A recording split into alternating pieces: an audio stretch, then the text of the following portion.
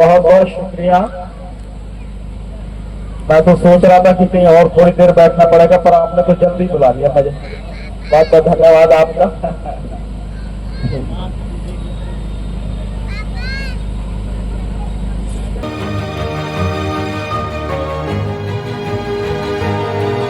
करुणा के महासागर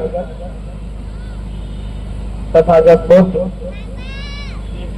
शिक्षा के अग्रदूत, राष्ट्रपिता ज्योतिबा फुले, इस देश में आरक्षण के जनक साहू जी महाराज, देश की प्रथम शिक्षिका माता सावित्रीबाई फुले और माता फातिमा भी, इस देश में तथागत के धम्म को दुनिया में पहुंचाने वाले महान सम्राट अशोक, बहुजन नायक मानव साहब काशीराम जी,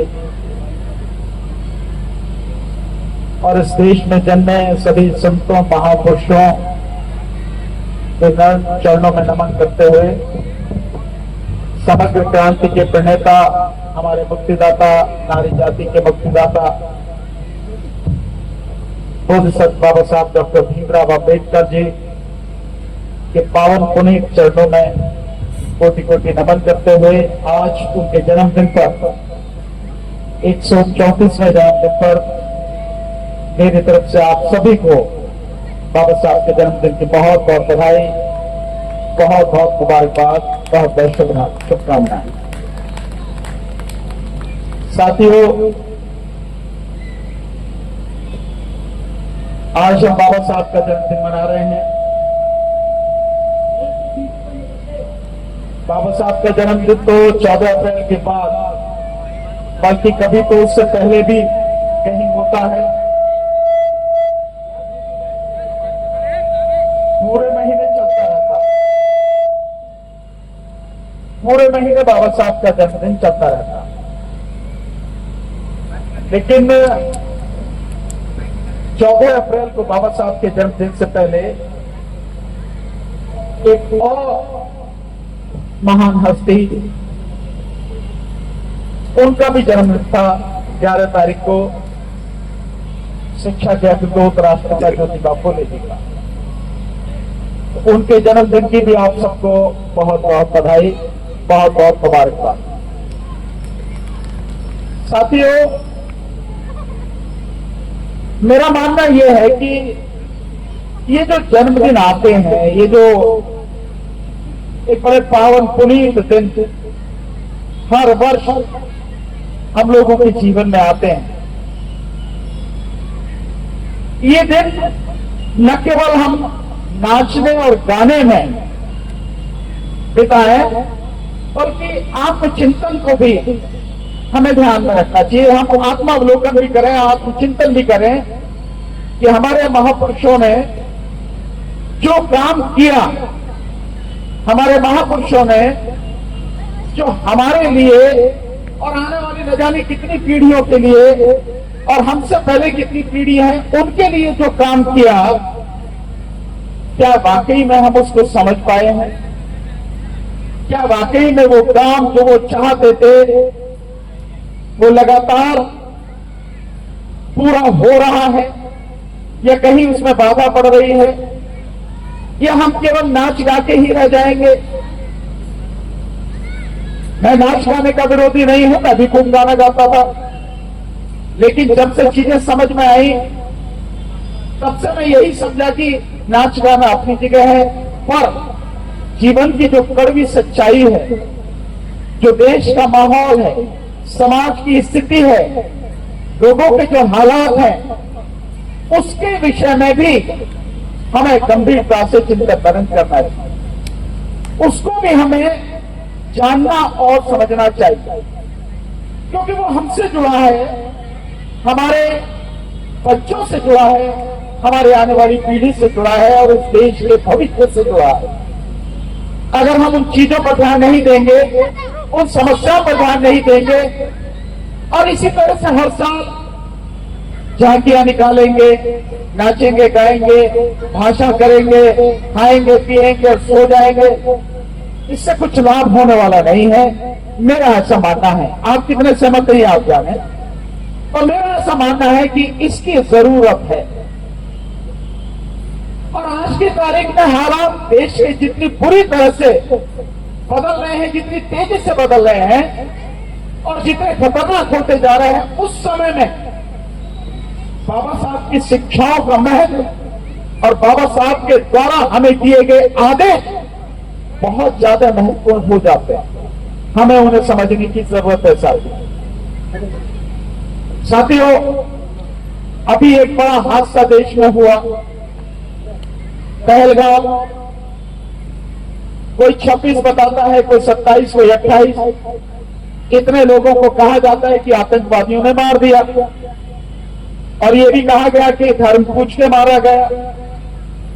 एक और बात निकल के आई कि ये भी कहा गया कि मोदी को बड़ा सिर पे चढ़ा रखा। ये भी आए वीडियो निकल के। ये निश्चित रूप से गलत हुआ। मेरी संवेदनाएं उन पीड़ित परिवारों के प्रति है, मेरी श्रद्धांजलि है उन सभी को जो इस दुर्घटना में मारे गए, जो इस हत्याकांड में मारे गए। उनके परिवार को इस अटूट दुख को सहने की शक्ति मिले, मेरी ऐसी भावना है, मेरी ऐसी कामना है। लेकिन सवाल ये खड़ा होता है कि आखिर ये सब कुछ हो कैसे रहा है, इसके पीछे कौन है? आप कौन व्यक्ति है इसके पीछे की ये सारी चीजें हो रही? कोई तो होगा, बिना कारण के तो कुछ होता नहीं। हम तो तथागत को मानने वाले हैं, और तथागत का तो कहना है कि हर जो कुछ भी हो रहा है उस बात का कोई कारण है, बिना कारण के कुछ नहीं है। और कारण है तो परिणाम भी है, तो कुछ तो है इसके पीछे। बड़ी बड़ी बातें कही जा रही हैं, और एक समाज विशेष को, समुदाय विशेष को, मुझे नाम लेने में दिक्कत नहीं, मुस्लिम समाज को निशाना बनाया जा रहा है। जैसे उन्होंने ये सब कुछ किया है, वे आतंकवादी का तो कोई धर्म नहीं होता, कोई भी हो सकता, लेकिन मुस्लिम समाज को टारगेट किया जा रहा है। और उसमें भी विशेषकर कश्मीर के जो बच्चे हैं, जो देश के अलग अलग कोनों में पढ़ रहे हैं, उनको टारगेट किया जा रहा है। हॉस्टल से निकाल के उन्हें भगाया जा रहा है, मारा पीटा जा रहा है, घरों से निकाल के उनको भगाया जा रहा है। ये कौन कर रहा? इस सब के करने से किसको फायदा हो रहा है? और ये सब करके हिंदू मुस्लिम कौन कर रहा है? कौन चाहता है हिंदू मुस्लिम करना? और इस देश में हिंदू मुस्लिम की राजनीति आखिर आज तक कितनी की है? कौन है इसके पीछे जिम्मेदार? मैं समझता हूं आप सब लोग बहुत अच्छी तरह से इस बात को जानते हैं। और ये बात इसलिए भी जरूरी हो जाती है कि इस देश का 56 मिलीमीटर वाला चौकीदार, जिसकी छाती 56 मिलीमीटर की है, वो ये कहता था कि नोटबंदी मैंने इसलिए की कि जाली नोट खत्म हो जाए, काला धन खत्म हो जाए और आतंकवाद खत्म हो जाए। तो आतंकवाद तुम्हारी चांद पे चढ़ के गोली मार रहा है, कहां गया भैया तुम्हारा वो?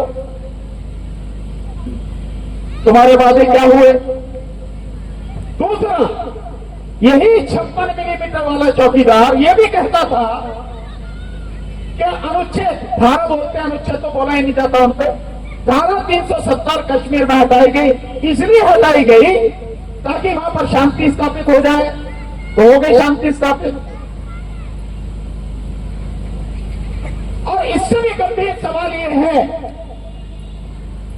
कि वही मोदी देश का प्रधानमंत्री इस घटना के बाद में अरब देशों में कई चार सऊदी अरब की यात्रा पर था, और बताया गया कि यात्रा बीच में छोड़ कर यहां आ गया, लेकिन कश्मीर नहीं गया। अब तो कहां गया भाई? किसी के लिए तो आया था यात्रा छोड़ के, तो जिसके लिए यात्रा छोड़ कर आया वहां गया क्यों नहीं? कश्मीर क्यों नहीं गया? जिन परिवारों के लोग मारे गए, उन परिवारों से मिलने क्यों नहीं गया? क्या कार्रवाई की? और यही नहीं, आके सर्वदलीय बैठक बुलाई, सभी दलों की बैठक बुलाई और खुद भाग गया। कहां भाग गया? अपनी चुनाव की रैली करने मधुबनी बिहार में, और उसके चेहरे पे जहां भी शिकन नहीं आपने देखा होगा, वो और नीतीश कैसे खूब मौज ले रहे हैं, हंस रहे हैं, गा रहे हैं, सबको मस्ती कर रहे हैं ना। ये बातें मैं आपको इसलिए समझा रहा हूं कि ये समझने की कोशिश करो कि इसके पीछे असली कौन है। हमारे चैनल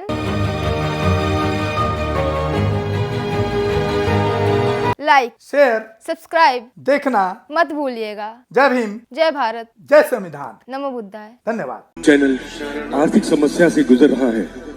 अगर आप बहुजन समाज में बाबा साहेब अम्बेडकर और तथागत बुद्ध की विचारधारा को अधिक से अधिक लोगों तक पहुंचाना चाहते हैं तो हमें आर्थिक सहयोग प्रदान करें, ताकि हम अपने चैनल के माध्यम से देश विदेश में समता, बंधुता, एकता और संवैधानिक अधिकारों को ज्यादा से ज्यादा लोगों तक पहुंचा सकें।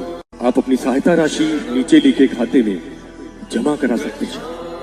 खाता धारक गौतम रत्ना, खाता संख्या 316957686551, IFSC कोड SBIN 0060336, बैंक भारतीय स्टेट बैंक।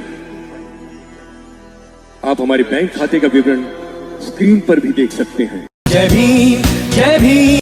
मैं गौतम रत्ना, गौतम फिल्म्स प्रोडक्शन में आपका स्वागत करता हूं। आप हमारे प्रोडक्शन हाउस के अंदर अपना कैरियर बना सकते हैं as a film director, as a producer and actor and actress and editor and cinematographer also. अगर आपको फिल्म से रिलेटेड कुछ भी प्रोजेक्ट आपको बनवाना है तो हमारे पास में पूरा सेटअप है, जिसमें फिल्म कैमरा है, शूटिंग लाइट्स है और एडिटिंग है।